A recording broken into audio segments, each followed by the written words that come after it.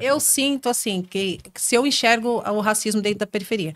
A periferia não enxerga. Você mora onde? Eu moro no Saporito, ali CSU, Ali, aquela região. entendi. Eu percebo, assim, que a periferia não enxerga o racismo. Porque houve um trabalho, né, houve o racismo, ele se estruturou de uma forma de normalizar. A pessoa negra, ela acha que é normal estar no estágio de submissão, ela acha que é normal estar desempregado, ela acha que é normal não conseguir certas coisas. Ela normalizou. E aí, o branco, ele tem essa noção de que, assim, eu vou manter você dependendo de mim e você vai me manter no poder. E tá tudo bem. Então, o nosso trabalho é o de desconstrução, de fazer aquela pessoa negra enxergar assim: você é capaz, você tem um caminho a seguir, é muito mais do que isso. Então, quando você pergunta, você enxerga o racismo na periferia? O próprio periférico não enxerga. Ele normalizou que a pobreza que ele vive é normal. É normal faltar as coisas, é normal ser o último. Por exemplo, se tiver um racionamento de água no Guarapiranga, qual é o primeiro lugar que vai faltar água? É na periferia. E a periferia vai normalizar. A periferia vai falar, é normal, a gente está sem água 4, 5 dias.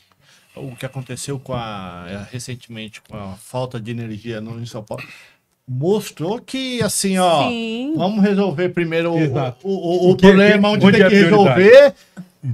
Onde é prioridade? Não dá para ficar uma Isso. semana sem energia elétrica. Não dá. É maluquice. Não dá. Não dá. Eu trabalhei durante muito tempo na Alameda Lorena. Eu duvido que ali passa mais do que 24 horas sem energia elétrica. Não, de lá o fio é aterrado.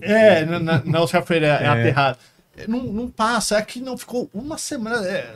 Você fala assim, não dá pra ficar uma semana sem energia elétrica, mas deixaram uma semana. Sim. Aí a gente fala assim, mano, só tem uma solução pra resolver.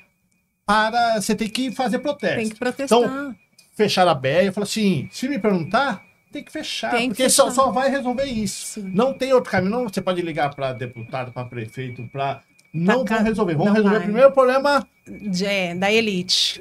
dos bairros Isso. nobres. Depois a gente vai chegar nesses... Mas assim, eu acho que no curto prazo, de fato não tem. De fato tem que ter uma atitude drástica para ter atenção para si. Só que eu acho, e aí eu vou vincular isso com a questão anterior que você fez, o racismo, ele não só está entranhado na cidade de Taboão da Serra, como está entranhado na construção do Brasil enquanto nação, assim, do país enquanto sociedade e tudo mais. Quando a gente olha para a história, a gente vê qual a razão do povo africano ter vindo para o Brasil, foi para a exploração econômica e geração de riqueza de alguns particulares. Exato. E para atuar onde? A maioria no que hoje a gente chama de agronegócio, de certa forma. E aí hoje a gente olha para o agronegócio, eu não conheço nenhuma família preta que seja grande fazendeira, que tenha... Ou que tenha fazenda, inclusive, não conheço. Também não. Assim, e a riqueza do Brasil até hoje, por ser um país agroexportador, está no campo. Então, quem construiu, quem de certa forma foram os responsáveis pela criação, pela geração dessa riqueza, hoje moram nos morros, nas periferias, foram sendo expulsos, que é o processo que a gente chama de gentrificação, né? Que vai ficando caro e vai expulsando o pobre cada vez para mais longe. Sim. E aí o lugar que tem a estrutura adequada para habitar vai ficando caro, daí ele vai indo para mais longe, daí de repente para onde ele vai não tem saneamento básico, não tem... E vai piorando cada vez mais a vida da pessoa, né? Uma pausa. Ou seja, ele luta para que onde ele mora tenha as melhorias. Quando a melhoria chega, quando fica chega, caro, fala assim, ó, ele não não é para consegue você. ficar. Vai um pouquinho mais para longe. Vai embora. E aí, eu acho que é lógico que a gente tem que fazer a gente não pode nunca, quando a gente vai discutir política, por exemplo, no Brasil, pelo fato de ser um país que aproximadamente 60% da população é negra, você não pode deixar a questão raça de fora para discutir nenhum tema no Brasil. Verdade. Então, quando a gente olha, por exemplo, para os governos, que em tese tem a função de fazer aquilo que é a razão de ser do Estado brasileiro, a gente pode, a gente não pode, quando cai a árvore, não vai mudar ali, mas na hora de votar a gente tem que pensar melhor. Sim, concordo. Porque, inclusive, quando eu falo da questão raça, quando a gente olha para a população, olha para a renda da população, quando a gente fala de pobre no Brasil, necessariamente a gente está falando da população negra.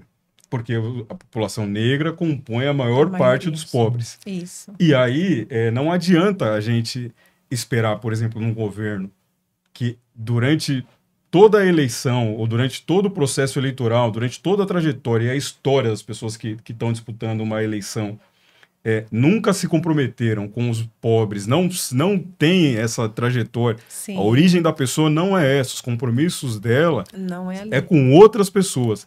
Você achar que você depositando seu voto, elegendo essa pessoa, quando ela chegar lá, ela vai fazer alguma coisa por você. Não vai. Não vai fazer. Não vai. E assim, tem o curto prazo, que é fazer o protesto na BR para os caras atuarem, mas a gente tem que pensar no médio, no longo prazo e pensar na função do governo.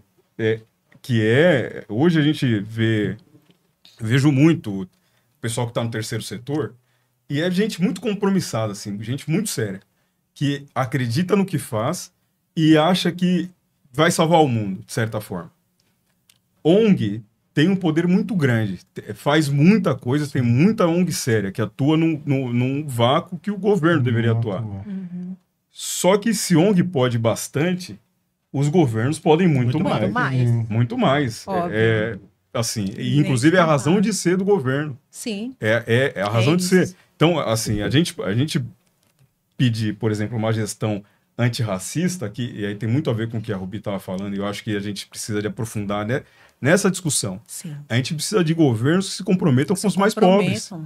Com os mais pobres, com a classe trabalhadora, porque negro majoritariamente é classe trabalhadora, majoritariamente é pobre. Então a gente tem que discutir, por exemplo, passe livre na cidade. Quem serão os beneficiados?